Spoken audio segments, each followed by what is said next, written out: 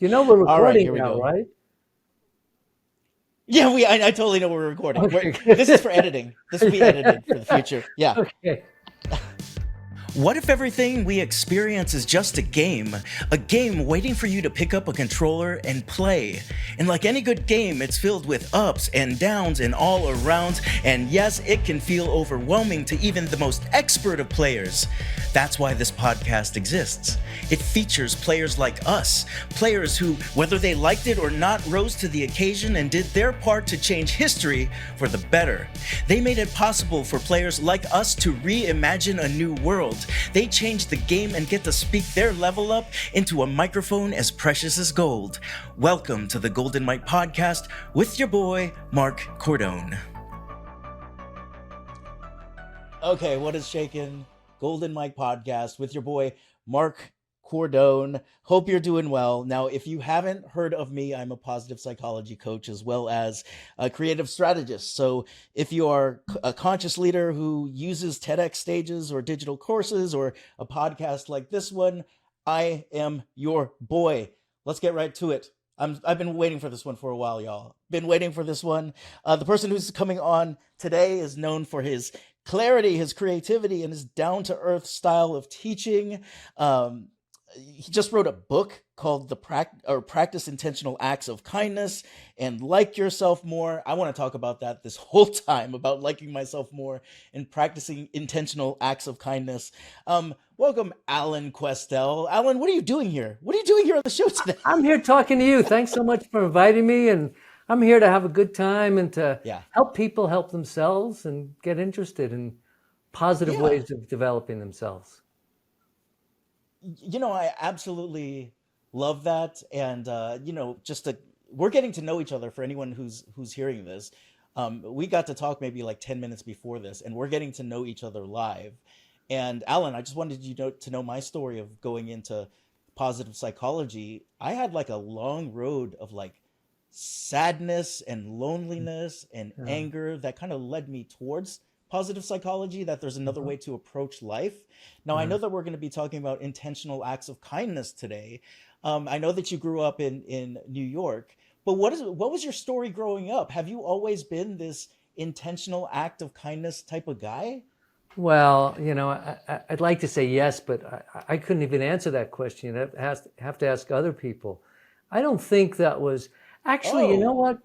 There was a point what? where, an early childhood memory of it was a Valentine's Day thing, and my mother had bought this gift of all these different Valentine cards, and that was to be gifted to someone else. And then I took a gift from somebody else, but I really wanted those Right. Valentine's cards, and I traded with the person who got it so I could give those Wait, you Valentine cards barter? to Did you everyone. barter for the Valentine's Day cards?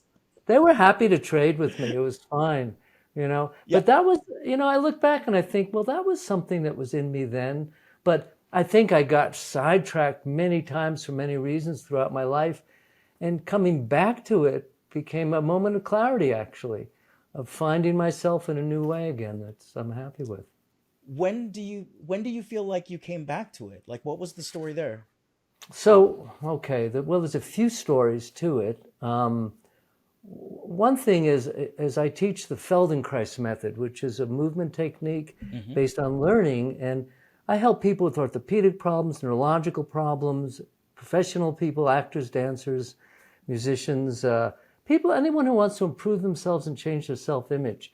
And in one of the modalities, it consists of very slow, small movement sequences that I lead people through, and they affect changes in breathing, posture, range of motion, self-image, things like that. And Mm. I'm always encouraging people to move in a way that they like the way it feels. And I found that this was Okay. kind of a back door into the self and it was outside of the everyday context of how we like ourselves. So people could explore it Mm. without feeling they needed to achieve. And that whole process, which I consider to be a very important intrapersonal process, is something that led me to the idea of, well, what would make it interpersonal? And I had the realization one day where I just happened to do So something good. that was a kind act, And I realized after I did that, I liked myself more. And so that was some of the seeding for it. And it wasn't the idea that I'll act kindly so that I can like myself more. It was that, oh, this connected, yeah, that wouldn't be so great. This connected me to people in the world in a different way. And I would say that another big motivator for it was my dad, who I was never close to. Okay. We had an okay relationship, but nothing really close. And then he eventually ran out of money, and my brother and I had to support him, which we fortunately could. And then he got dementia. Good. And we had to put him in a home, and it was in Florida in the summer, in June. And I realized no one's going to visit him. My stepmother, his wife was gone. Everybody left. So I started calling him 5 minutes a day.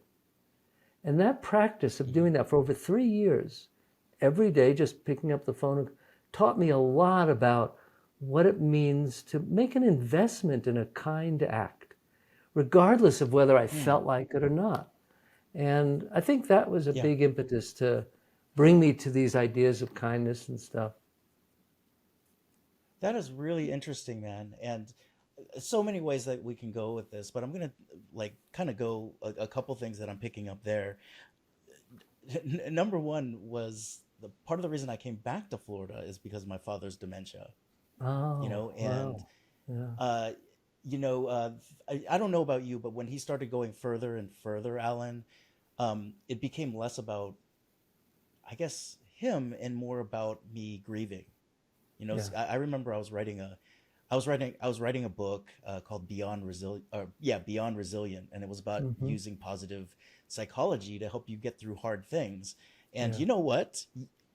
I love that you called me out before the show saying that I might be doing some projecting, because as I'm hearing you talk about a father with dementia, I'm totally projecting sort of the grieving that came from it.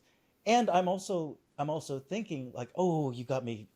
Wow, you got my arm, the hair on my arm standing up already, Alan. Like, and I'm also thinking about how much that changed the way that I fundamentally saw the world. Here I am with a lot of positive psychology certificates and a neuroscience background. And there was something about me looking out of the window and seeing my old man doing what he loved best. He had a hose and he was watering his plants. Oh, that's and nice. I can't help but be like, how badass is that? That like, Yeah. at least that was it for my father. But I'm hoping that you got something out of calling your father 5 minutes a day. I did. I got a lot out of it. I mean, there was a kind of a bigger picture like I started talking about, but I grew to really look forward to talking with him when I could. He always recognized me, which was fortunate, but sometimes he was talking gibberish. That's awesome. Yeah. And then when he did die finally, I think for months, I was living in California then, he was in Florida. For months after that, I'd go and reach for the phone and go, oh, no, he's not there anymore. Huh. So it really, I felt closer to him than I ever did. There was one time when I was visiting him and we were driving around, in a car, and he wanted a cigarette. And, I don't smoke, and he used to smoke, but he wasn't supposed to anymore. So I said, okay, I figure, what's wrong with giving him a cigarette? So I go in and try, I said, what kind do you want? And he goes, the yellow ones. And I'm like, okay, I just found a yellow packet. Yeah, man, look at you get the yellow cigarettes, Alan. And then we're sitting in the car, and he's smoking, and I went, oh, what the hell? And I took a cigarette too. And so we're sitting in the car smoking. Oh, that's what I'm talking about right there. Wait, it gets better. And then he turns to me and he says, I guess you're the dad now. And it was like, oh, that was so sweet. Oh, my. Yeah. It was touching, it really was. And I felt comfortable with that role.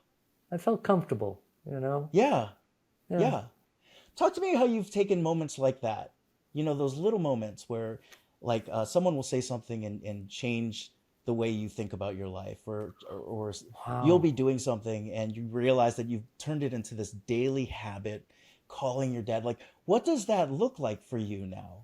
Well, because I do want to get into the book, but like on a day-to-day, how did things like that inform how you are now? But that's what the book is about. It's about all the daily practices that I discovered for myself that I thought other Mm. people would benefit from, right? And there's so Mm. many. Mm. I kind of, in the book, I think I go to the more of the highlights of things that really Sure. are more solid examples but people can go out and do on their own. They don't need Mm. someone to coach them all the time or to track them, that they can become their own authority about how to generate more kindness. The important things in it are to choose avenues to be kinder that are possible, not to Mm. pick an idea that's so Mm. grand that you just feel frustrated afterwards that I can't achieve it or something like that. Mm. Like, I can give you Yeah. one example that a friend of mine in New Please, please. York, it's actually my best friend who just passed away, he was a neuroscientist. And when we lived in New York, Okay. we were at a bank making a deposit, and he was in front of me, and he got up to the teller, and I heard him say, "So, how's your day going?" And I kind of looked up, and I thought, "What? I mean, in New York, we didn't do that, you know?" And all of a sudden, the teller started talking to him, and it was like a genuine moment, right? And it so Mm. moved me. I was just talking to him about it recently before he passed, you know, just reminding him of who he was and stuff. And it's something I Mm-hmm. continue to practice, whether I'm on the phone with an airline or something. Mm. Hi, oh yeah, I want to make a reservation, but first, how's your day going? And it always stops people Yeah. a little bit. And sometimes if I'm on a long call, like waiting for some service to get done or something, I'll start talking and say, "So where are you located?" And we start chatting and talking. And what I call that is intentional chit chat. So it's not just trying to be nice. It's like really Mm. engaging the person for the short time that we have together. And I'll tell you, it always Yeah. leaves me feeling better and them feeling better and more responsive. Even if someone says, "Well, look, we can't change that flight. I'm sorry." I don't get angry. I go, "Oh, okay, well, I'm sure you did the best you could. Thanks for that, you know." And so something like that's Oh important. my gosh. How we Absolutely. listen to people Absolutely. is another big factor, I think. And you know, I pose different kinds of exercises of how to go about becoming a better listener. But you Mm. know, the most important thing is just what I said, becoming a better listener, which implies two things. One, we have to intentionally practice it. It's not going to happen just because we have the intention. It's in the practice that it actually Mm. comes. And when I say becoming, it's because I'm still learning how to be kinder too. There are many, many places where I look at Mm. myself and I go, I have a lot of work to be kinder. You know, I Yeah. know the direction, Yeah. I and love how you're talking. Mm. yeah, Yeah, I love how you're talking about sort of the iterative nation, the way that we continue to grow. Like we never get there, right. but I think our ability to put ourselves out there and stuff like that is part of the expansion, when it Hmm. comes to communication. Yeah. I also love what you're talking about here, because the way that I'm taking that in is this idea of connection, Hmm. whether it be whether it be asking somebody or intentional chit chat, which is, by the way, I'm going to steal that and use Yeah. that on every subsequent podcast from here on out. um, when it comes to the way that you're seeing the world now, or people are interacting with you, Uh-huh. how much is connection an issue? Oh, it's not an issue. It's essential. I'd say it's Talk about it. at the foundation of all the interactions I hope to have, whether I'm teaching or working with someone privately or just talking with someone, chit-chatting at the airport. I just came back from France on Monday after a month teaching there, and my last flight was delayed, and I'm sitting there and I'm very tired, and there's this little 4-year-old girl sitting Yeah. behind me, and she's talking to herself and talking about the planes and everything. And I turned around and I started looking at her. I said, "So we're going to be on the same plane." We talked for half an hour. And later, this old couple Oh, was I sitting love that. I right, love that. this old couple was sitting next to me, and this woman said, they were English. She said, "That was such a lovely conversation you had with that little girl." And it really speaks to the idea of connection. And it's what I think we're all It longing totally for. does. I think we all long for it. And Yeah, what many of us are afraid of it. And now, right now, I'm talking about a connection with another person, but also what I write about is a connection with ourselves. And it comes from that very specific idea of liking ourselves more. And, in every context I teach in, every context, I start talking about this. And then I say, oh, wait a minute, I have to ask a question. Is there anyone here who doesn't want to like themselves more? And I always get this sheepish smile, it's kind of like, oh, of course. One woman once said, I already like myself. I said, great. Is it the same smile I'm giving right now? Exactly the same smile. Yeah. And I said, the question is more. And she went, okay, yeah, fine. And the thing is, the minute we start thinking about, excuse me 1 second, the minute we start, for most of us, the minute we start thinking about liking ourselves more, we encounter all the things we don't like about ourselves. And that's a challenging moment where we have to talk be about that. Yeah. really kind and gentle with ourselves. And, how do we come about liking ourselves more? Well, the major way for most of us has been external. We get new clothes or new haircut or new partner, a new job, new apartment, all these different things, and they work. They're meaningful. But the question is, how long I don't know if you ever had the experience of buying a new car, and then you're driving around and you feel like the king. And you see all the older versions, or you see someone in a new version, you kind of smile at them. But then in 8 months, the new model comes out, and all of a sudden you're like, oh, my car isn't as good as it was. That's crazy, And so that's why when I think about approaching liking ourselves more, I look to take it out of the everyday context of being successful at things or achieving things or acquiring things, and finding ways to do it that are just between me and myself. So there's no judging from someone else as to how far I've gotten with it. One of the examples I use in the book was when I was 19, I moved out of my parents' house, and I had the realization that I didn't do anything well. Nothing. I mean, that was my self-image. I was just no good at anything. And I thought about it, and I thought, I wonder if I could become good at one thing. And, I can't say how I came to this, but at the time, I don't think I brushed my teeth very well. And I thought, I'm going to learn how to brush my teeth well. And I thought, no one's going to know about this. Maybe the dentist, but he already knows, right? And I started practicing that. And a funny thing occurred. Not only did I start to achieve that and feel better about myself and my ability, not only to brush my teeth, but that I could find a way of being successful. But then I found all these blind spots opened up of how I approached other things that actually kept me from being successful. And so that it has to be something small, appreciable, and possible. If I bite off too big a chunk, I'll just feel like a failure, and that doesn't work. So it's small details like that make a difference. I want to talk about that idea of really leaning into those small, actionable things. Yeah. I guess what I'm kind of hearing is there are things that right, and then there's things that you don't know. Right. I want to see what this looks like in terms of like brushing my teeth better, right? And then there's things that you don't know. Right. At all. Right. And so how do we move from you don't know what you don't know at all to there's things that I don't know and I can work on it.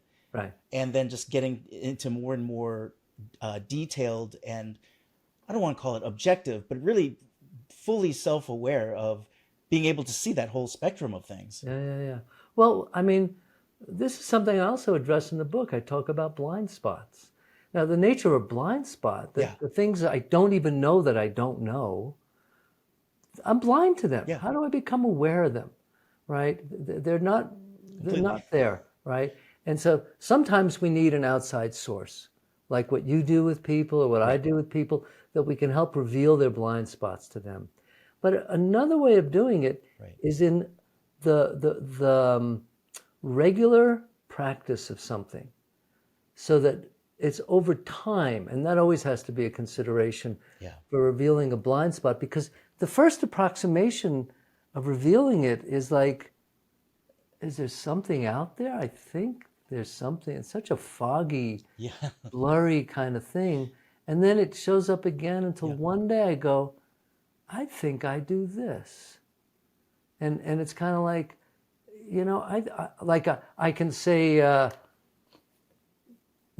the habit I had of interrupting people. And you know what? People would tell me that I interrupt them, but it didn't make a difference. I kept interrupting.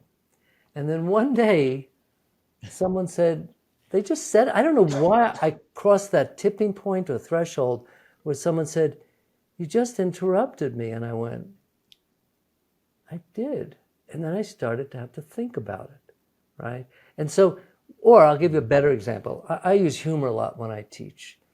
And I was teaching a group of about 80 people, and in the evaluation form, 2 out of the 80 made a comment. He doesn't know whether he wants to be a teacher or a comedian. Now, 2 people out of 80, it's really easy to go, they don't have a sense of humor. But you know what? I took it seriously. And I started investigating my own use of humor. And it was revealing and uncomfortable to the point where I stopped telling jokes. And then people would ask me, are you depressed? And I say, no, I'm not depressed. I'm just, people would tell me a joke and I'd go, that's interesting. And one day I was teaching and I decided to tell a joke. And then I thought, no, I'm going to wait a little longer. And then as my teaching went on, I thought, I paused. I didn't tell the joke. And I felt a little anxious, which was a little shocking. And then I thought, I'll tell the joke now. And I said, no, I'm going to wait. And then I felt anxious again. And then a third time that happened. And I went, why am I telling a joke? Am I thinking that it's contributing to their learning? Or is it because of my own anxiety? And I still study that. Oh, I'm loving the insight on this. Right? So that's a good example of how a blind spot became revealed to me. But another way of looking at blind spots is by shifting our perspective. But we need information and feedback to do that. How can we shift our perspective on something? Right. Right. And sometimes it's just one sentence. You know, before we go into the perspective piece, sorry, Alan. When you're talking about, before we go into the perspective piece, I really like how it all kind of comes together in these sort of micro actions. You know, it feels very Kaizen, right? If you continue with that micro action every single day, you're not just going to get like additive effects. You're going to get this like exponential way of seeing things differently, or feeling growth, or just sort of feel like you're shooting out of a cannon and seeing the world completely differently, but practicing that little micro adjustment. That's a really cool way of thinking of it. And I think and now you're talking about a perspective shift. Yeah, but even to continue what you were talking about, that's good. I would say that it's sometimes only after a period of time that I can look back and go, I'm responding differently to things. But I can't tell you when the change happened. You know, that's right, exactly. Yeah. And in terms of perspective, it's the same kind of thing. It's like it affords me the chance to look at what's happening right now. And if I change the perspective, that changes. And that can be quick, actually. I had an experience, this is kind of funny, where I actually had very bad psoriasis. And it was so bad, my sister-in-law said, you have to see my doctor. And they did a biopsy, and it was just psoriasis. And of course, their treatment was just cream, and I didn't want to do that. And I went to this homeopath years ago back in New York. And when you see a homeopath, they ask you all kinds of interesting questions about your whole life. And he asked me a question about, you know, what am I doing next and everything. And at that point, I was considering leaving my private practice and going into business with my brother, who'd created an invention. And he said a really interesting question. He said, what's the best that could happen and what's the worst that could happen? And I was pretty quick. The best that could happen is we'd make a few $1,000,000 and sell the company and that'd be it. And he said, and the worst? Yeah. And I started to say, we'd probably stop talking to each other. And I said, no, that's not it. The worst is one of us would kill the other one. And I said it, I shocked myself when I said it. But then the funny thing was, not talking to each other didn't seem so bad anymore. So now this broader perspective is one where, Yeah. I could imagine that, and that space allows me to move forward more easily. That shift in perspective of getting a bigger picture or sometimes even a smaller picture. Oh, I love that you throw that out there, I don't know about you, but one of the biggest learnings that I've had has been about perspective, particularly about being able to move forward. Yeah. And one of the perspective shifts that I had was just realizing how much I'd get caught up in what has happened in the past Yeah. to me. And then like when I think about moving forward, I didn't even realize, this is the don't know I didn't know type of thing. I didn't even realize that those things that happened to me in the past were completely stopping me Right. from taking action on anything in the future. Yeah. And I what I like about that sort of perspective shift piece is like you can kind of, it doesn't have to be this grandiose perspective shift Yeah, too. yeah. You can really go and look at things a little bit differently. Yeah. So that completely stopping might be like a little hesitation next Right, time, right. and then a little bit more down the road, you're not hesitating at all. Yeah. Do you agree with that kind of thing? Yeah, Or definitely. Yeah. And I would say, instead of saying not hesitating at all, I would say hesitating for a shorter period of time. Ooh, talk about that. Well, it's like this idea of our self-development, that we're going to get to this place, which we've already talked about, that we're still moving towards something. We don't arrive at a place. And I think that Completely. if I have a negative internal conversation with myself, I used to think, it'd be great to be rid of those.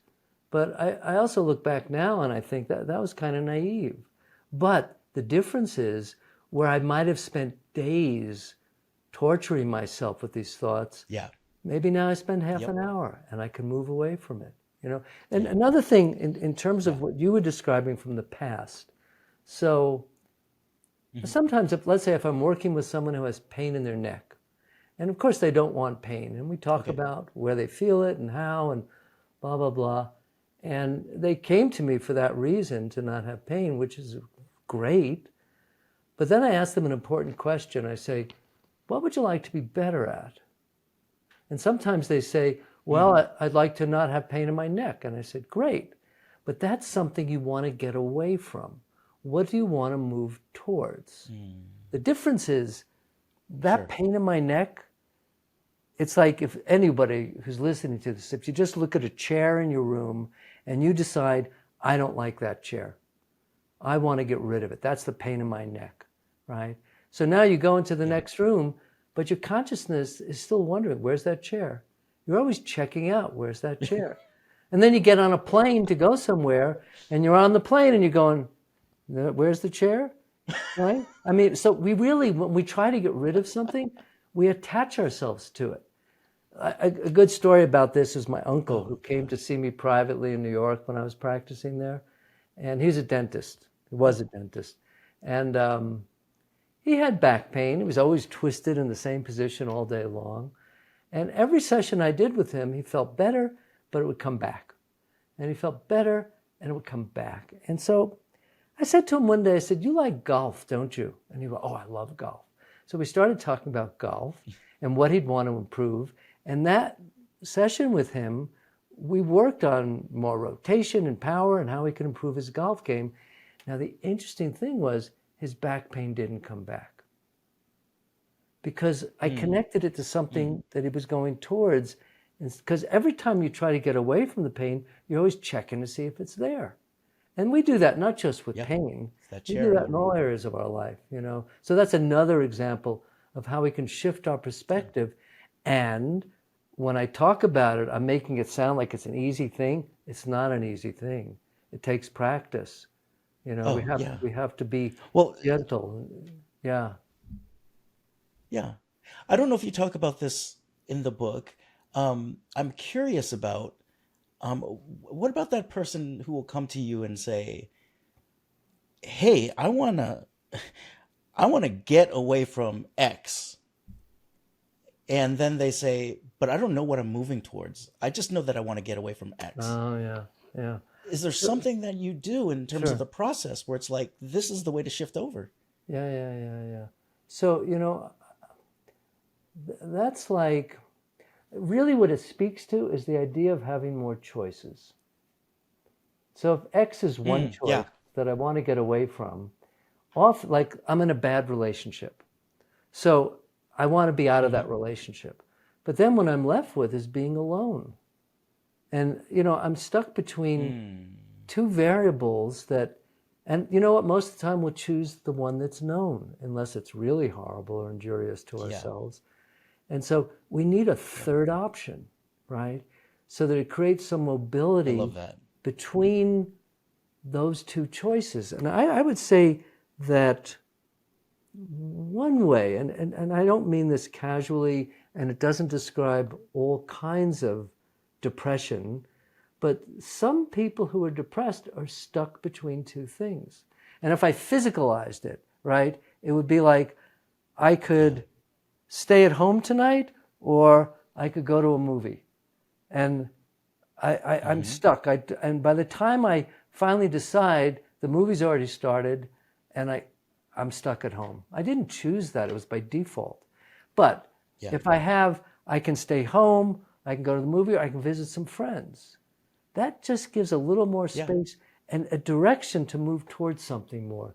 And so that takes us out of ambivalence towards action. But what you're describing is a big issue for so many of us, you know?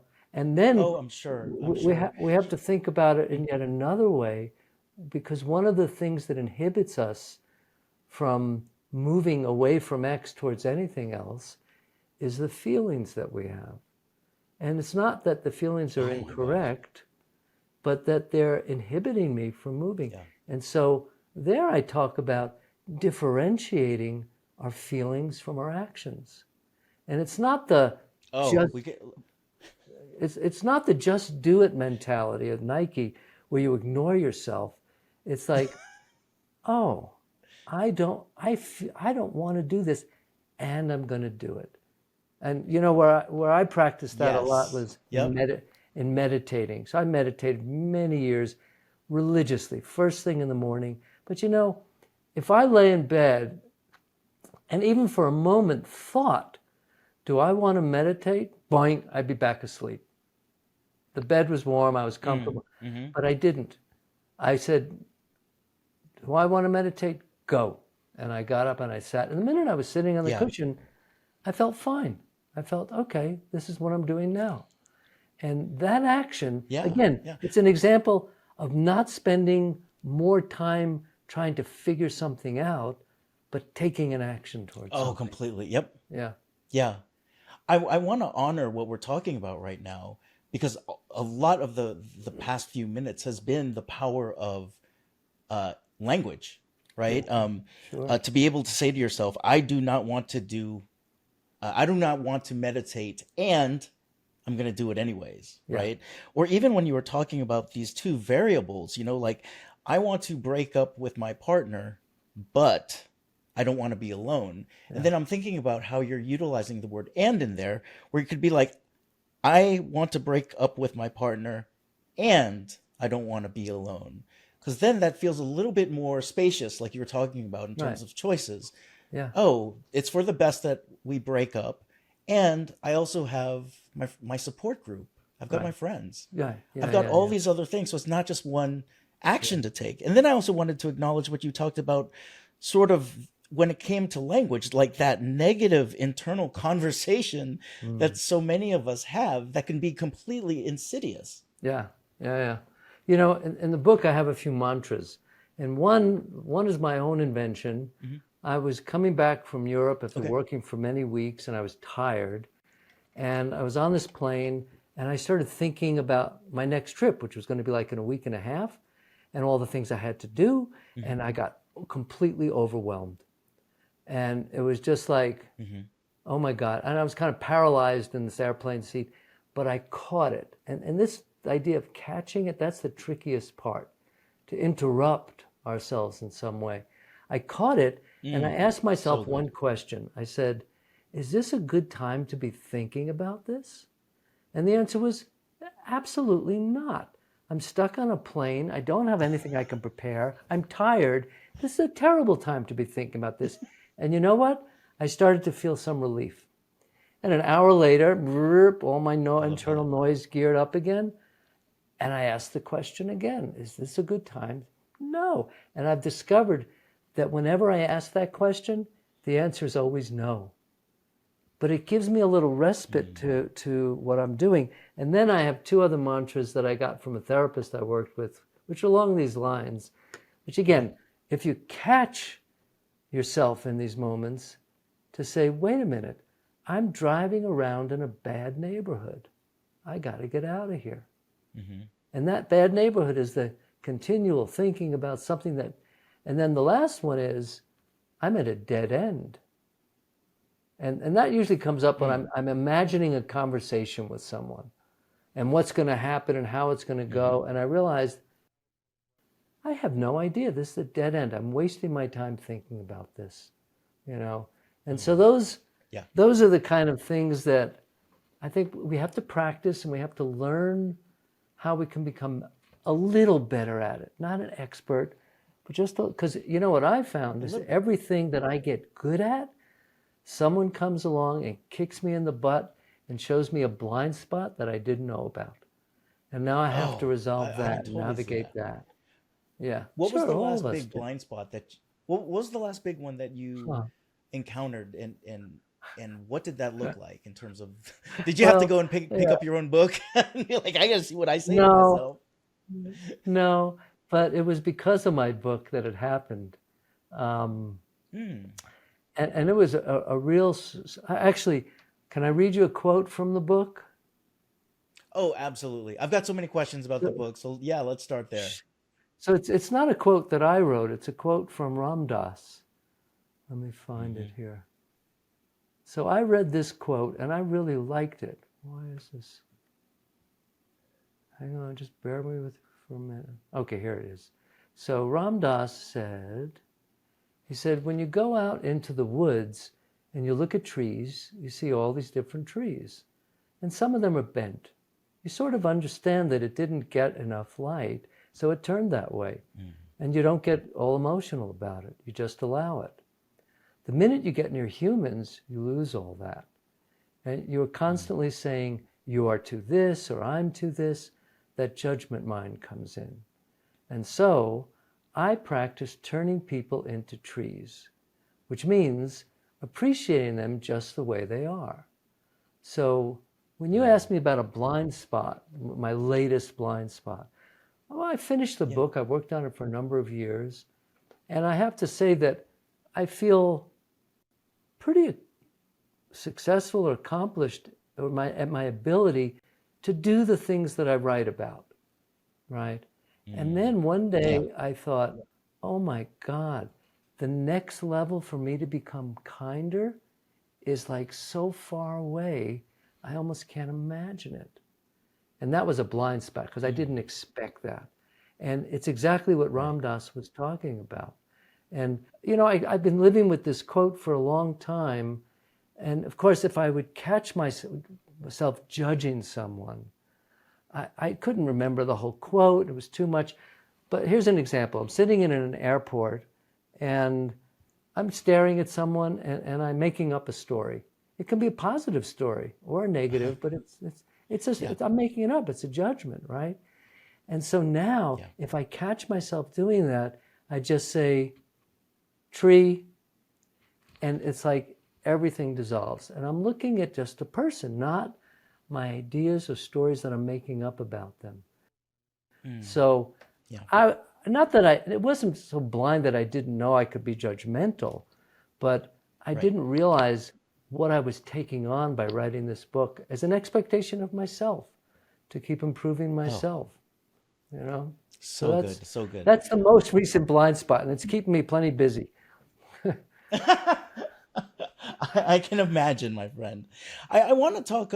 I want to talk about these intentional acts of kindness, and I just want to focus on this word kindness, Yeah, and what, how you define that. You know, from my standpoint on things, I actually used to use the word kindness and nice, being nice in the same vein, and like it's yeah, been a couple of years, and some like it feels like being nice feels kind of yeah, like people pleasing. Whereas right, being kind is this sort of an act of love where it's like, hey, right, I'm saying this because I just want you to know, blah. And sometimes kindness doesn't right, it's not received as kind. Well, yeah. how do you define kindness? Right. Well, I mean, the words kindness, nice, these are all things I write about. And I actually look at the Mm, definition of kindness. And one of the things mhm, that's interesting, not just about kindness, but about most definitions, if you look up things, they're described mhm. from the observer's point of view or from the outcome. And very Oh, few that is so dope. definitions tell you how you can get to be kind. Like to sit. Sitting in the dictionary is defined as resting upon your buttocks or thighs. Okay, that makes sense Mm, from the observer. But if you take a child with cerebral palsy and you say, okay, now sit on your buttocks and thighs, they'll fall over. They don't have the means to know how to do that yet, right? So any yeah. definition I find, like I have an earlier book I wrote on creativity, and in that I was making a strong effort not to define creativity because, look, Mm. define, it makes it finite. That's it. There's no room for it to become anything else. Oh, I So love that. any topic I I love talk that. about, I'm not so interested in the specific fixed definition, but of the evolution of how we can understand it. And like in Mm, many, like the word nice that you chose, that used to be a yeah. really negative thing to say to someone. If you look at the derivation of the word, That's going back a few hundred years, it was an insult to be nice. And now it's become oh, more positive. Yeah, but also we can use the word, oh, they're nice. It can be a yeah, negative thing too, right? yeah. And Or nice non can, sequitur. can well, yeah, nice can be kind of a surfacey kind of thing, but it Yeah. doesn't touch a depth. And kindness also is often equated with generosity. But generosity is a very confusing thing for us in terms of what's motivating it, what's our expectations from it, not only when we Mm, give, but when we receive. Like, I know mm, many people who are generous or kind to others, but can't be to themselves, right? mm, And mm. one of the quotes in my book is from my teacher, Dr. Feldenkrais, and he kind of flipped it around. Instead of do unto others as you would do unto yourself, he said, do unto yourself as you would do unto others. Because most of us are better towards other people than we are towards ourselves, you know? Yeah, So when I think yeah. of kindness, come back to your question about the definition, I emphasize that it's a verb. It's not a description Mm, of a particular behavior.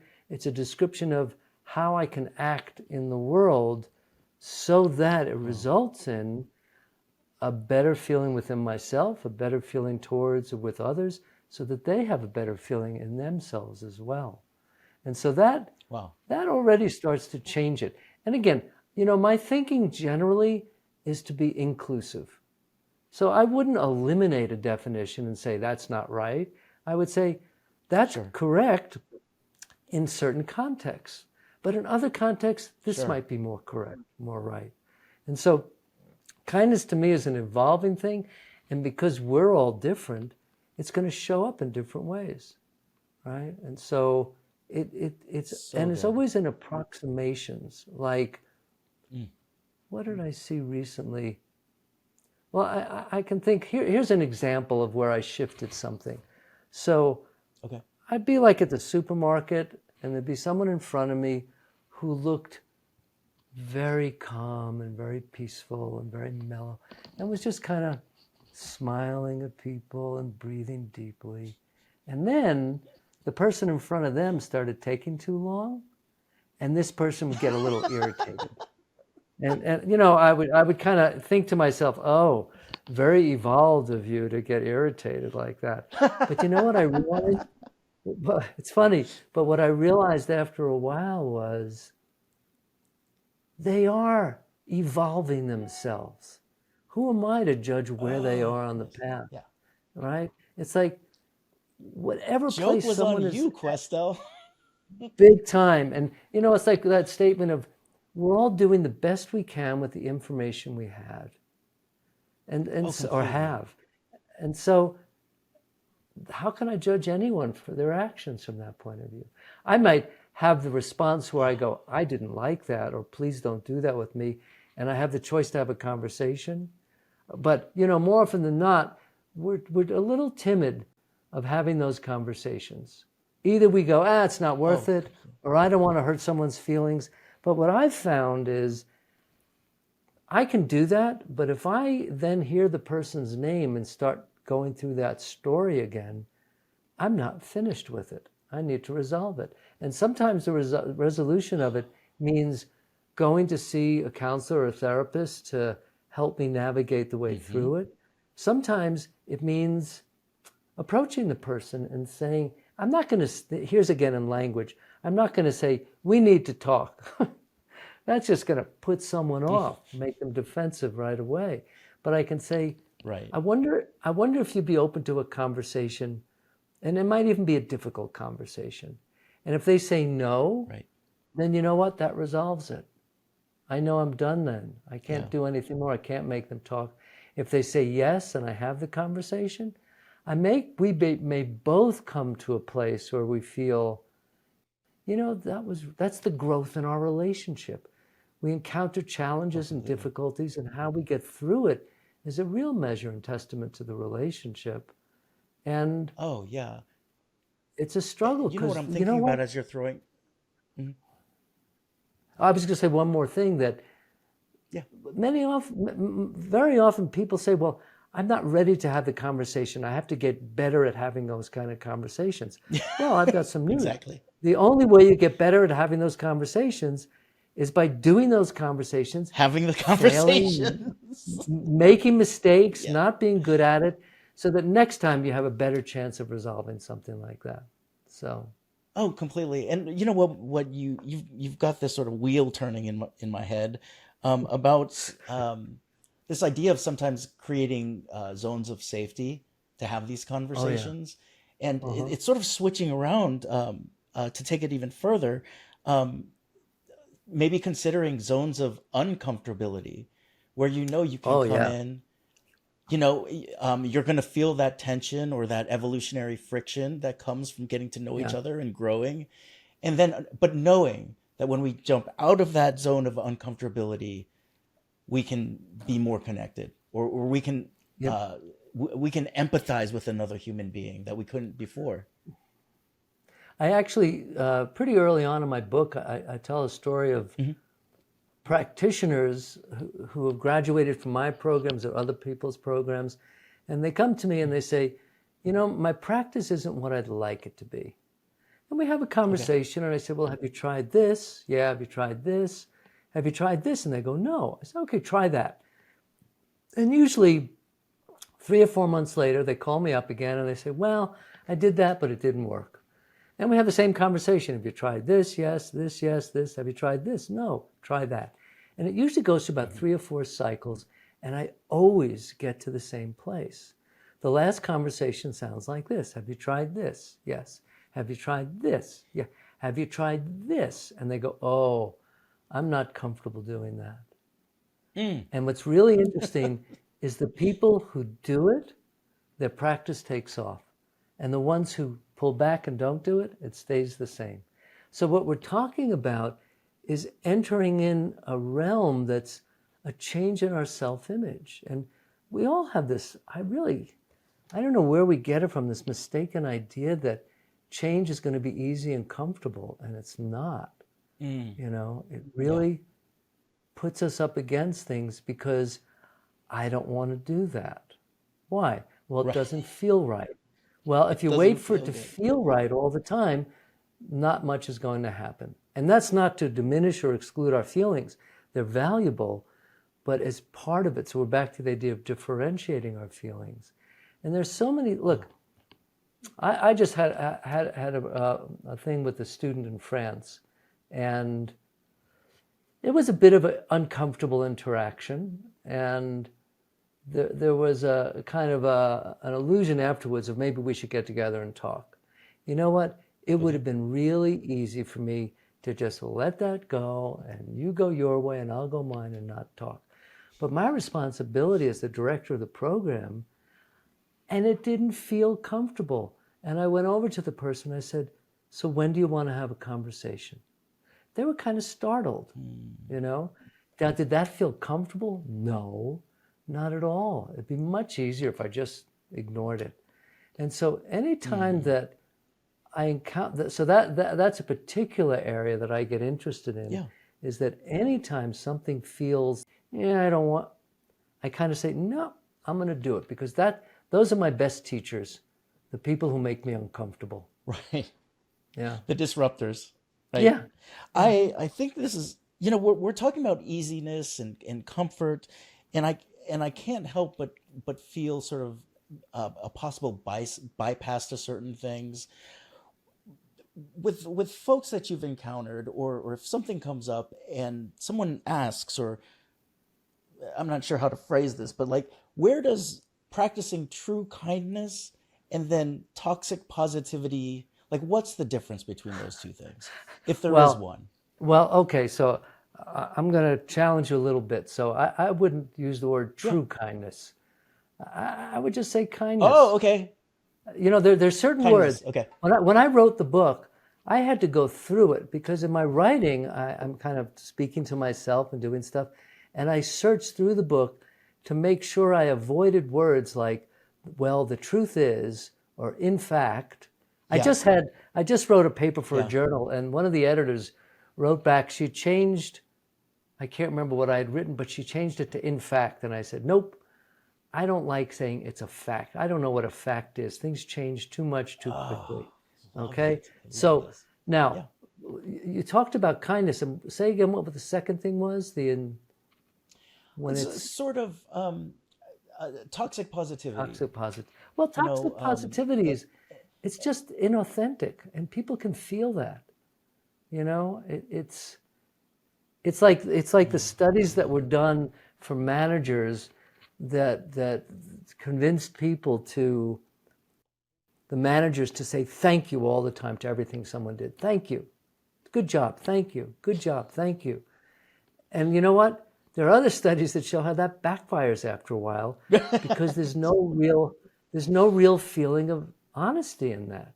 There's just this giving lip service to something, and that can become very toxic, And look, we can talk about toxicity in a more extreme way, where someone presents something and everything on the surface of it appears to be kind, but it's not. And that can be modulated by someone's tone of voice, right? Like if I said to someone, well, you really did a nice job. And yet there's the feeling of, why do I feel like they're telling me I didn't do a nice job? There's something in that. And so it's not just the language, it's the words, of course, it's the context and the relationship we have, and it's the tone of voice. Yeah. So, and that can vary so much. Oh, you really did a nice job, which is obvious then that I did a shitty job in doing something, right? Or there's something about, you did a nice job, and this is what could have made it better. So then there's an interaction, a connection with someone. It's not just telling someone. So that's where people confuse honesty with criticism. And I've had people, to my surprise, when I want to give them feedback, they say, I don't want to be evaluated. And I go, well, good, I don't want to evaluate you. I want to, and I don't want to be evaluated either. I want to help point you in a direction that could move things along in a better way. If you're not interested in that, fine. We don't need to have the conversation. But if you are, I have some ideas that are not making you wrong for what you did do, but showing you, like I had one colleague, and he was pretty surprised at this. It was a program I had in Sweden, and he came to teach, and he was making all these jokes that were culture bound and not funny and a bit sarcastic. And, you know, jokes in different countries work differently. Like in Australia, New Zealand is different than Sweden or Norway, you know? Right. And I sat down with him and I said, look, this joke, and I wrote it down. I said, it didn't work. And this is why. I said, but if you told it this way, it would have worked. And he was kind of shocked. And he said, no one's ever told me how to tell a joke. And I said, well, it's about time, right? We all need to be educated. Questel, who is now the funny coach, the levity coach. I love it. Look, my humor got me in so much trouble that on one of my websites, I have an article about humor and what's funny and what's not. And it's not a funny article. It's really dry. And it's looking at the kind of like, what people don't realize is a joke is always at someone's expense. So I can tell a joke about you. You think it's always at someone? Always. Okay. Oh, I'll describe the 4 ways. So one way is it's at your expense. And it might work, but if it's a little too sharp, it can hurt your feelings. Or I can make a joke about them, a group, which is funny, but if you have a certain kind of identification with the group, it's insulting. Or I can make a joke about myself. But if it's too self-deprecating, it feels weird. Like, why would I want to hear this, right? But if I make a joke about us, it always works. But those are hard jokes to find, the ones that are inclusive of all of us, not something that points or separates us in some way like that. So an expert on humor? No, I'm still learning a lot about it. And every time I get in trouble, it's because I've made a joke where I've crossed the invisible boundary because it's personal for that person. And then I have to be reversible in it. You know what I've learned to do is, here's an example. I make some joke and the person goes like that, and then they're fine. And I can see that momentary thing in their face, and I'll say to them, I'm sorry, did that joke bother you? And they always go, no, it's fine. And I said, well, just in case, I apologize because I didn't mean to upset you, and sometimes that happens. So again, I go, because it's easy to ignore it. I go out of my way to connect with the person and realize that not all my jokes are funny and that for some people they're going to be taken the wrong way.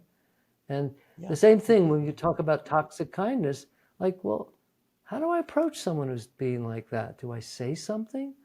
Well, maybe, you know, in my book, there's a letter from my mother. So my mother passed away when I was 22, and she was a painter. And when we were going through her painting bag, it turns out she destroyed most of her artwork, which really upset us, but we have a few pieces left.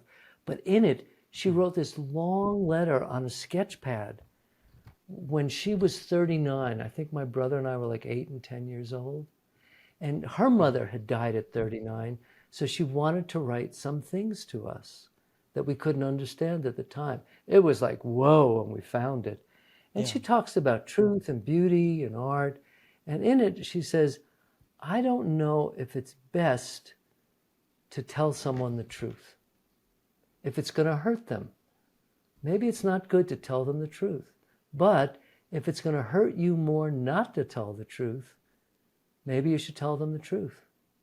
And that, I thought about that for so many years. And I don't know that it's an absolute truth or anything like that. But it gave me a kind of criteria for at what point do I want to approach someone? And that's, you know, what we're talking about here is tough love, right?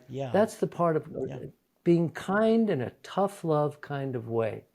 And that's not so easy because it takes a feeling of, okay, I'm going to do something that's really, it could be really uncomfortable for both of us, and maybe I'll fail, but I'm going to do it. You know, and just keep moving forward like that. Yeah. Well, even in the title of your book, you know, that whole idea of, and the way you've been talking about that book, it does feel like kindness. There is a tough love element at times. whereas For sure. this is me practicing kindness, you know. And I do Yeah. want to get to the by the way, the you talking about the letter from your mother just gave me goosebumps again. Like it's got me thinking, and I feel like this is a connecting thing between you and I. When my parents left the Philippines, they would write letters back home, and then when I went to college, my parents didn't want to use email or the phone. They wrote me letters, and like one of the things that I'm feeling here in the present with you is, man, I wish I would have held on to those letters, you know, and maybe in the future, maybe in the future when you come back again, right? We can talk about we can talk about the letter that my dad wrote me when he found out that he was going into dementia, and so it was incredible, you know. And so here's the title of the book, and I've got two questions about this, you know. On the cover of your book, it says practice intentional acts of kindness and like yourself more. And there's the word random, you know, instead of random acts of kindness, it's boldly struck through with the word intentional put in there. Talk a little bit about that nuance of the random act of kindness versus the intentional act. So first of all, I think random acts of kindness are marvelous. You know, we're fortunate when they happen to us or when we do it with someone else. And it's kind of a spur of the moment improvisation that when it happens, it's like, great. But then what? Do I wait for the next? Who knows what's going to come? It's got to reveal itself in a moment. And that's different than actually practicing something intentionally. And I don't know. I think that would my own kindness quotient develop only out of random acts? Sure, possibly. But I think I have a much greater chance of intentionally bringing it into my everyday life in an appreciable way that I where I can have a successful approximation of it, where I don't have to be good at it yet, where I can grow a little bit at a time. Yeah. So that's the idea behind that. You know, that's why I crossed out random. Did you just use what? Did you just use kindness quotient with me? I love that. I love kindness quotient. Yeah. Yeah. Now I do want to. I want to talk about this as well. And like yourself more. The book is not like yourself more by practicing intentional acts of kindness. No. And like yourself more. Well, talk to me. Yeah, I could talk for a long time about that. So as I spoke to you in the very beginning about how I discovered and came into this idea of liking ourselves more. Actually, I can tell you more about it. I was creating a workshop on self-image, and I started to think that our self-image was a reflection of how much I like myself or how much I don't like myself. So if I have a good self-image, I like myself. If I don't have a great self-image, I don't like myself. And then I decided that this is my job to help people like themselves more. And it's not an easy job because, like I said, it brings up all the things we don't like. So there needs to be a lot of encouragement, safety, and that idea of successful approximations for someone to grow into that idea.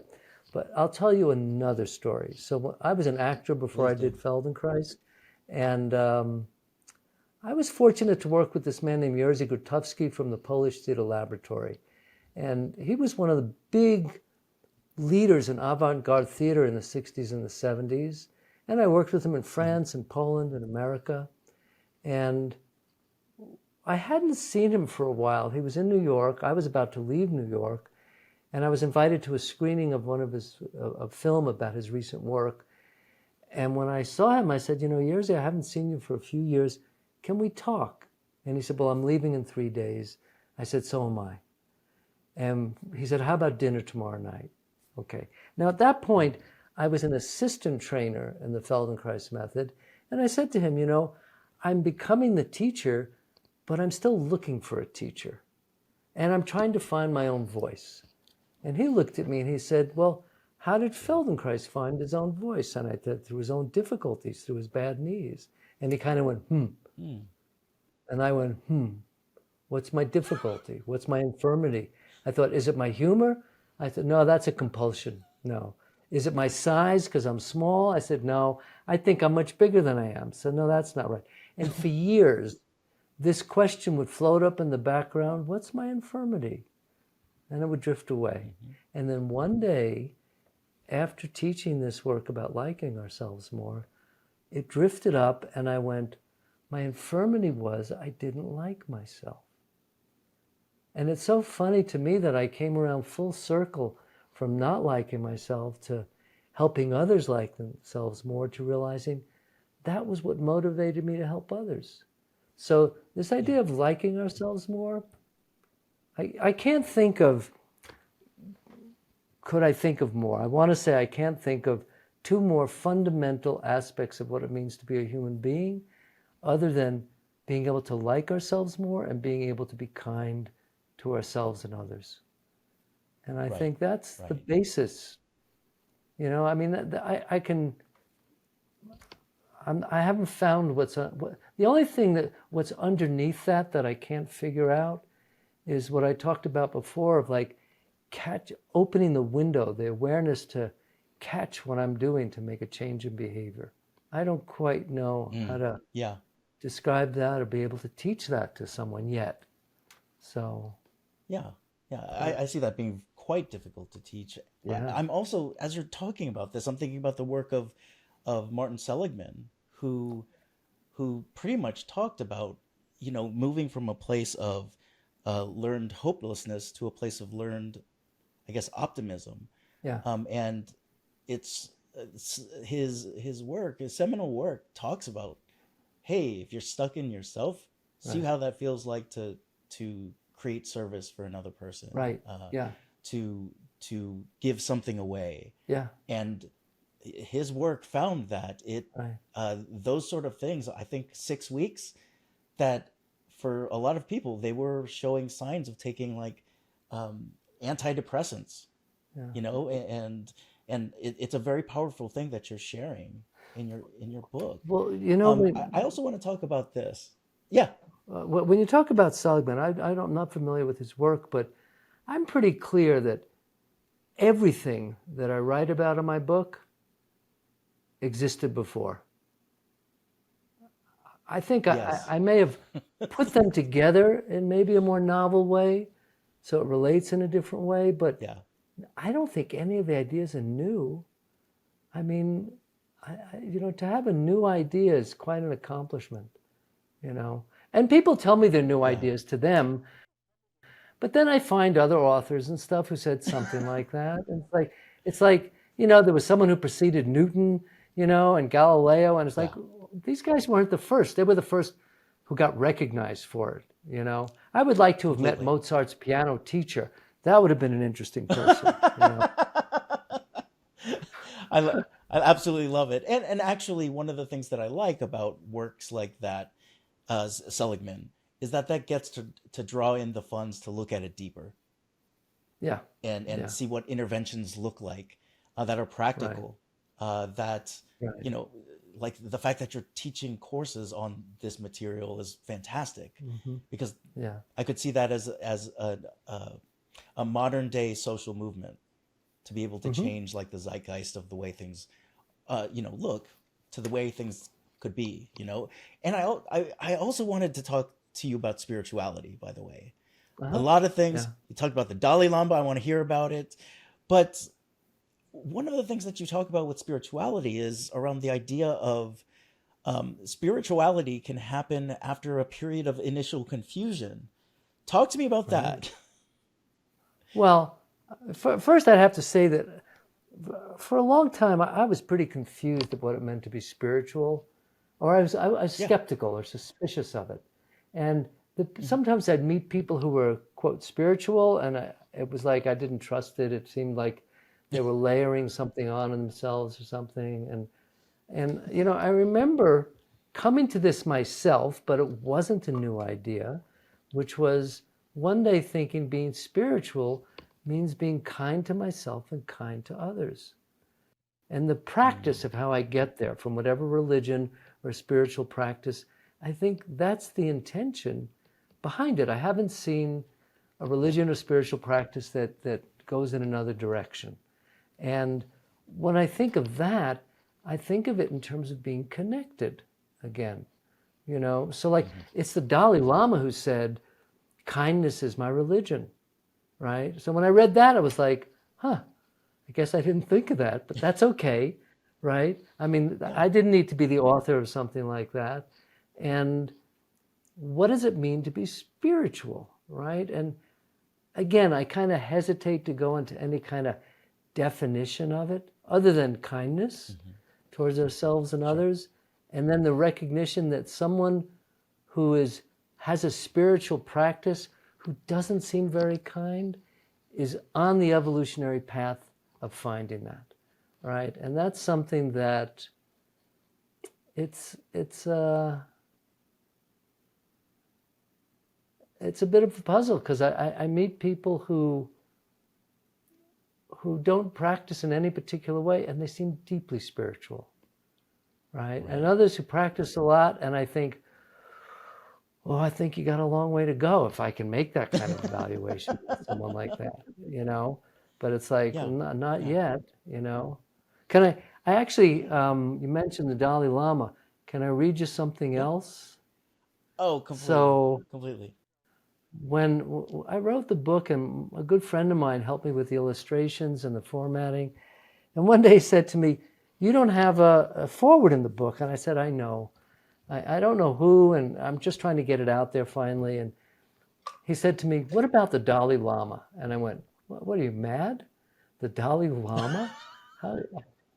How would I get something like that, And then about 3 months later, I was having a conversation about the Dalai Lama with a friend, and it kind of stuck in my head, and I thought, I wonder. And I Googled the Dalai Lama. Well, his address and phone number and email is all there. And I thought, So I wrote this letter. And maybe the letter is also about courage to do something like this. So I wrote, to His Holiness the Dalai Lama, I write you with the utmost respect and admiration, with a request, if it's something you think would be of value in bringing more kindness to the world. I just published a book called Practice Intentional Acts of Kindness and Like Yourself More. Many ask me if it's about compassion and empathy, and I say, of course. I tell them it's also about concrete ways to generate more kindness towards others and ourselves, things we can do every day to create a kinder world. You are part of the final chapter, Kindness and Spirituality. I've included a copy of this book along with this letter.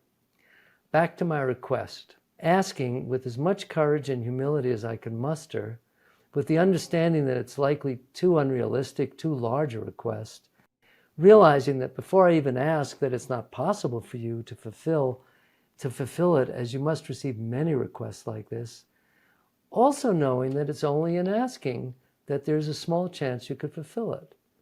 My book has no foreword. Could you possibly write a foreword for my book? I'm a little shocked at my own request. You do not know me. How do I have the nerve to ask such a thing from someone who represents so much to the world? Yet here I am humbly asking you for the benefit of others. Of course, reading the book is with the intention that it's for the benefit of others. But I'm not so naive to not acknowledge that it would also be a benefit to me. So even if you gave me a few words that I could add as a foreword to this book, I would commit to giving half of all the profits from my book to any causes or charities that you think would most benefit from a financial contribution. I thank you in advance just for reading this letter. Any response at all from you would be a great gift for me. And if you're so inclined to write something for me, well, I really have no words to express my thanks, other than if it helped even in a little way to bring more kindness into the world, it would bring me joy and great satisfaction. With deep appreciation and recognition for all you do to make our world a kinder, more peaceful place, sending you light, peace, and love, Alan Questel. And I sent that letter with the book in, I think, around late December, and I didn't hear back. And then in March, I emailed with a copy of PDF of the book, and I'm about to send it out again.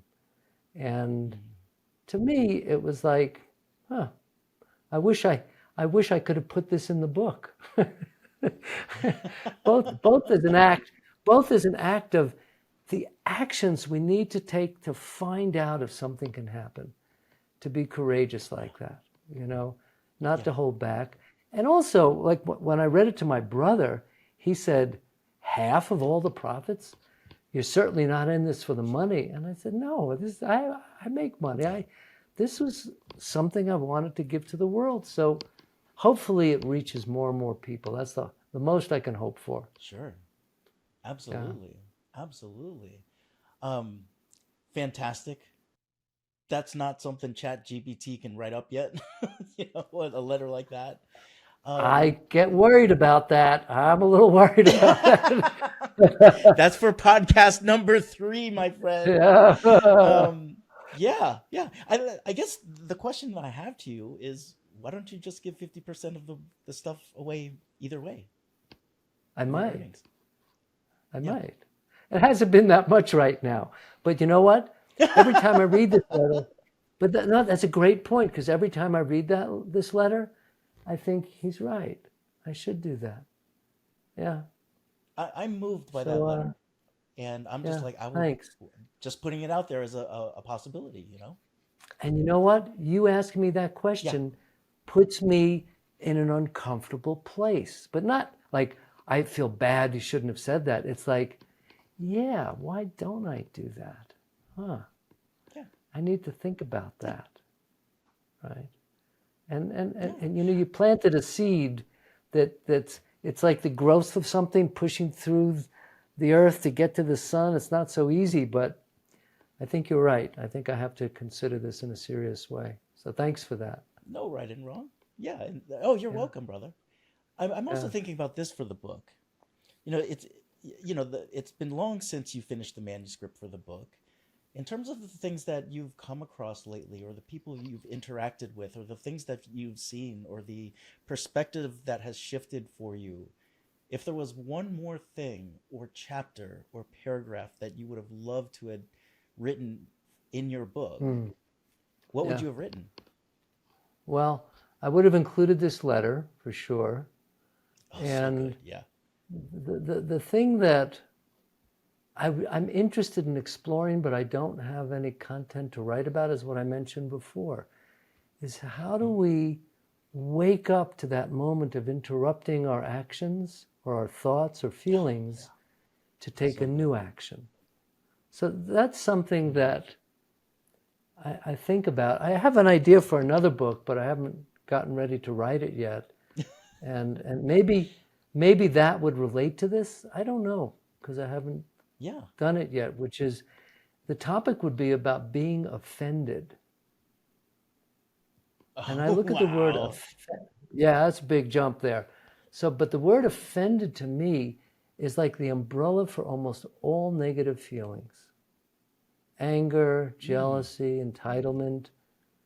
They all have some aspect of being offended. And of course, my idea in writing it is not just to point that out, but to look at strategies, practices that can move us out of this feeling of being offended, So that's another direction I'm thinking about. But right now I'm so busy. I don't know when I can do it, but one day. All good. And by the way, if you need a forward from that, I'm your boy. I want to, exactly. I wanted to, hope I didn't offend you there.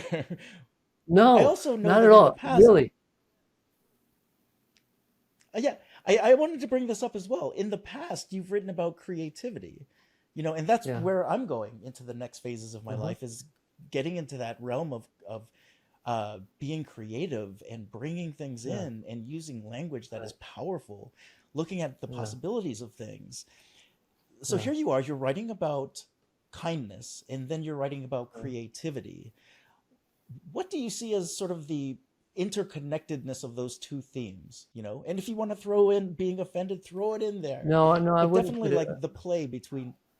Yeah, I wouldn't put offended in there. The play between creativity and kindness. Well, I'll tell you something funny. When I wrote the book on kindness, I went through 3 editors.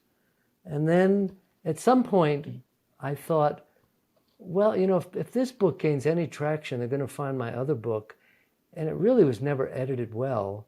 So I gave it to the third editor. I said, edit it. And she did. She did a great job. And you know what? I was shocked at how many of the ideas I had in that first book on creativity that I took further in the kindness book. And I spoke to the editor. She said, Oh, I love it. I love it's that. really common for authors in each of their subsequent books to be reiterating earlier ideas and taking it a little bit further, And so Yeah. I forgot your question though. So, sort of the play between kindness and, Oh yeah. creativity. So here's a question I ask people in a workshop. Let's say, I'll say, "Are you creative?" And I see 3 responses. And one response is that their arm shoots up. Another response is their arm kind of slowly goes up. And then the third response is they look down towards the floor, right? Yeah. And so then I asked the next question. I said, do you know someone who's more creative, who you think of as being creative? And everybody raises their hand. I said, what's the difference? Well, I only find one difference. The people who you or I or someone else thinks of as being more creative, that creative person sees choices that we wouldn't imagine. So then my idea of creativity is about how do I learn to generate choices, And so what I'm talking about in kindness and liking ourselves more is all about making different choices about ourselves, about our interactions with others. I think they're directly related. And I think that the acts of kindness, they can,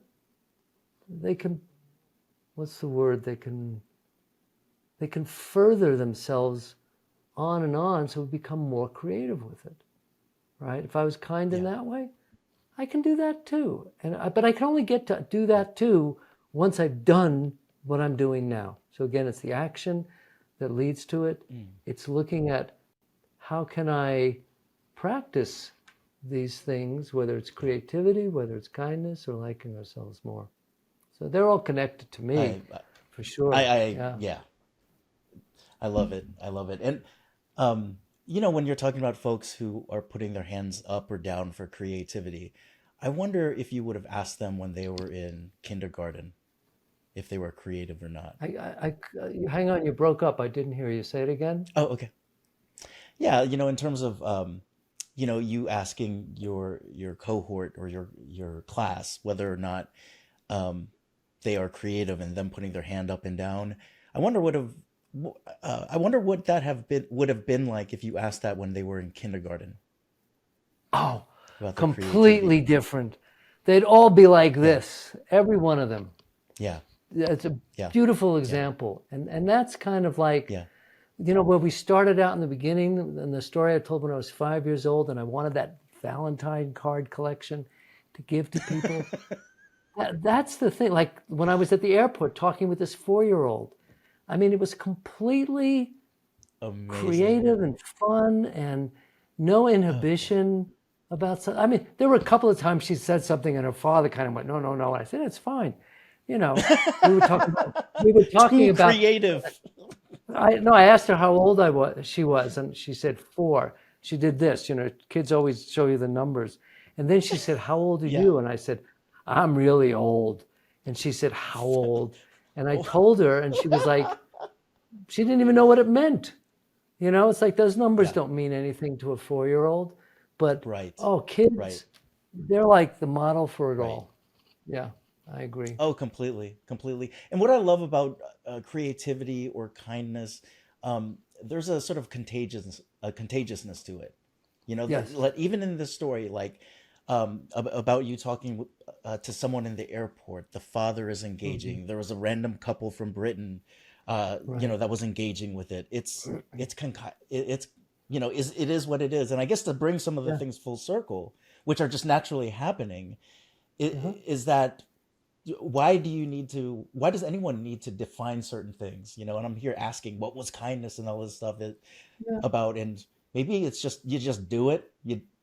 And that kind Well, of human. Yeah, go ahead. I think it's the cultures that we live in, and it's different in different Mm, cultures. It's like hmm. when I work in Asia, like in Taiwan or Japan, things are understood differently. I read this fascinating book Yeah. called A Geography of Thought. And it came to me because I had a student here in Santa Fe from Taiwan, and we kind of bumped. And we had the opportunity a little while later to talk. And while we were talking, she said, we just think differently. And I said, maybe, but Hmm. that doesn't help me. And she said, read this book. And in this book, it's the difference between Western and Eastern ways of thinking and feeling. Yep. Yep. And it's got all these studies cited in it, and it's well written, it's engaging. And like, there's one example where they have a picture of a chicken and a cow and grass. And Hmm. they ask which two go together. So I looked at it, I said, the chicken and the cow, they're animals. Well, no, someone from Asia would say the cow and the grass because they have a relationship. Oh And wow. since then, when I've encountered some challenges like in Japan and stuff, Yeah. and I could feel myself kind of being Western and kind of poking at it, and all of a sudden going, let me back up here and start again.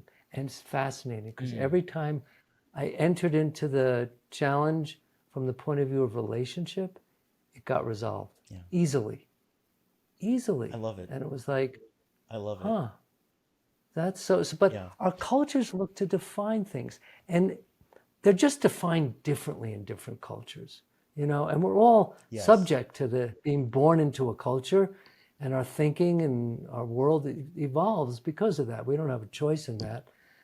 And to think that we can move beyond it, I don't know, maybe, you know. But the Yeah. definition of things It's actually is something. interesting. Yeah, go ahead. Yeah, it's actually something that I was thinking about as you were talking, and throughout this interview, and I was taking notes, and I'm like, wow, this guy is destroying like Eastern and Western context, and he's blending it, and he's playful with these ideas, and doesn't need to. He doesn't feel the need to over define things, and is just living his best Yeah, life. yeah, Talking yeah, to yeah. 4-year-olds, like you talk about being present. Right. I love it. I love it. Actually, Wow. this is a segue. Eli's contacting me right now, and he wants to know if you want to play a game with him. Are you up for games, Alan? I guess so. What kind of game? Sure.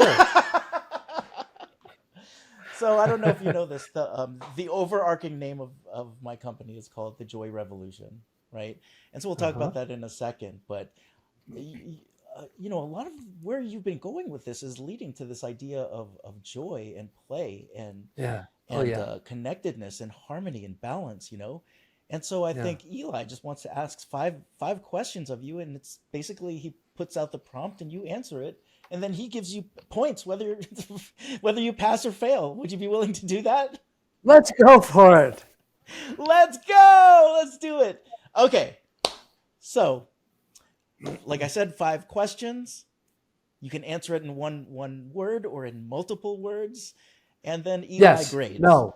Yes. Okay. No. And it's not usually a game that's passed. Yeah, exactly. Yes, no. Yeah. Yeah. Okay. So here's the first question. Fill in the blank. Uh-huh. And by the way, it's the embodiment of joy. This is what the Uh-huh. the questions are about, right? So the first question asks you, joy smells like. Oh, joy smells like the desert after a rain, uh, the gardens of jasmine, and a really good meatloaf.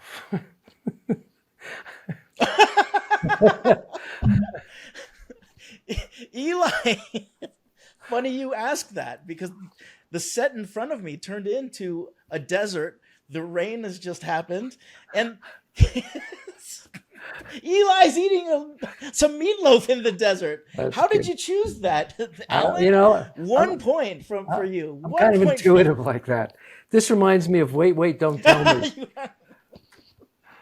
There you go. There you go. It's NPR for you. Yeah. Okay. 1 for 1, my friend. 1 for 1. Second question. This is a hard one. Okay. Joy sounds like. Oh, that's not hard. Joy sounds like a baby laughing. Joy sounds like the sounds when making love. Joy sounds like the birds in the morning at the end of the day. Interesting because Eli's booth just He's filled having with sex with the birds. birds. Oh my God. Yeah. He's grunting like crazy. Eli, please slow down. And there is a baby there laughing, but the baby can't see what's going on. So like it's Good. Okay. it's passable. Good. He gives you another point.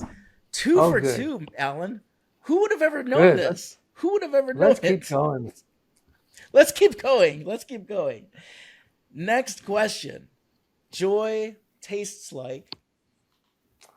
Oh, really good Italian gelato.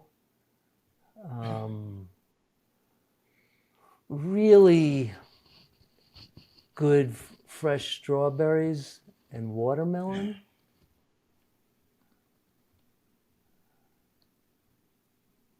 And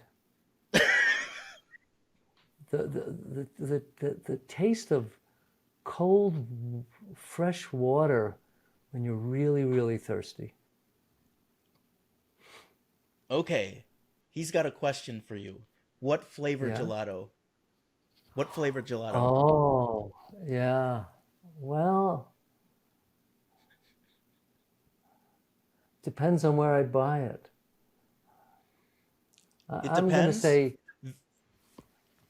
to say chocolate ice cream and mandarin sorbet. Oh my goodness. He's got a whole big tub of chocolate mandarin sorbet. How is this happening? You are 3 for 3. No one's ever gotten come this on, one. everybody. Never. Everybody must get these right. Come on. Oh, yeah. Never. Okay, so we've got 2 more. Let's see if you make it to the end here. Okay. So joy looks like. Oh, a sunset in Santa Fe. Monet's A Gardens. sunset in Santa Fe? Gardens? Monet's Gardens, which I've never been to. I've only seen pictures. Monet's Gardens. Yeah, and you know what? He is saying. Oh, one more. Yeah. You want to take a risk? Yeah. What's the third one? Monet's Gardens and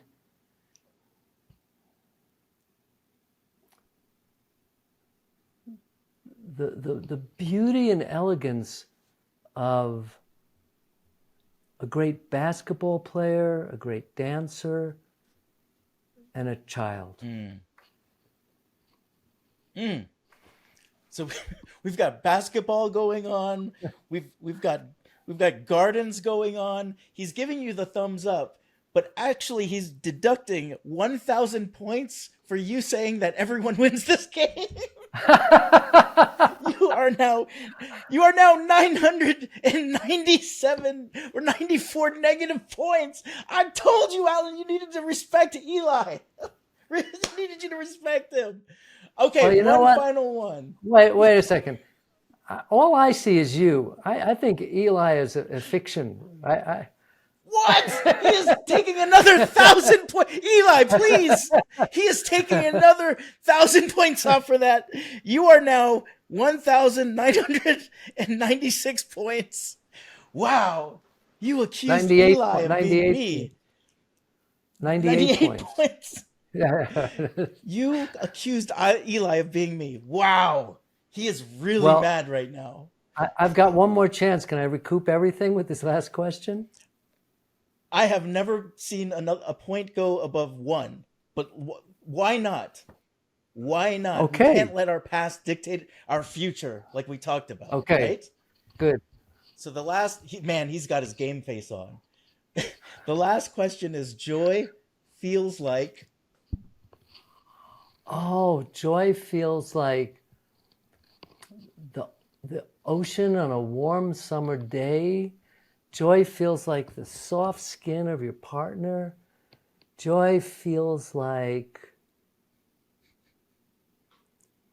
the feeling when your hand is really held. Mm. Mm. He's coming up to the window right now. He's putting his hand against the window. And Alan, I shit you not, a single tear is running down his face. Oh. 1,999 points. Congratulations, Alvin, or Alan, you've won the game. I can't even say your name, or I can't even articulate because you won the game. The first person to ever win the game. Now, well, you don't know this, but we're going to go into an extra credit round for you. What's interesting is the questions. Are you ready for some extra credit, my friend? Yeah, sure. But the questions you ask me are all sensory questions. So all the work I do is sensory based. So it's actually both fun and kind of easy to think of what's the sensory experience of joy. Yeah, I like that. Yeah. I figured, Eli figured that you would like the game, and he figured that you would probably lean into it because, here we are, you and I, we've never met. I'm feeling a full-on connection with you, my friend. Sure. An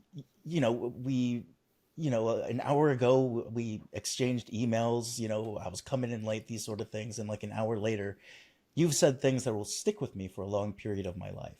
And so I just wanted to, and that comes from the embodiment and paying attention to where we're at and stuff like that. And it's stuff I would like to continue learning, and I'm glad that I got to spend this hour learning it with you.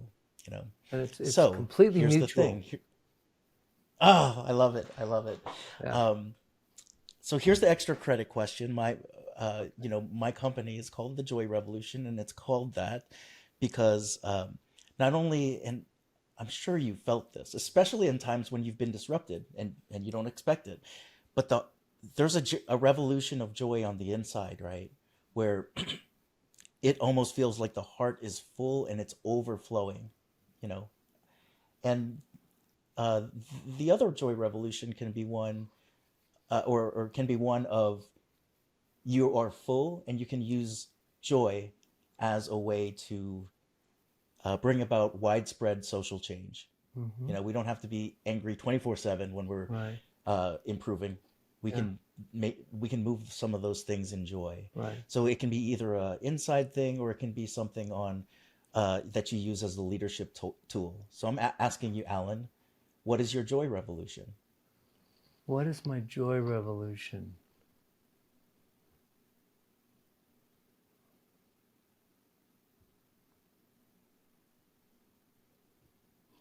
I guess my joy revolution is whenever in a moment of any moment that I'm with someone and I kind of see their eyes sparkling and their eyes are smiling.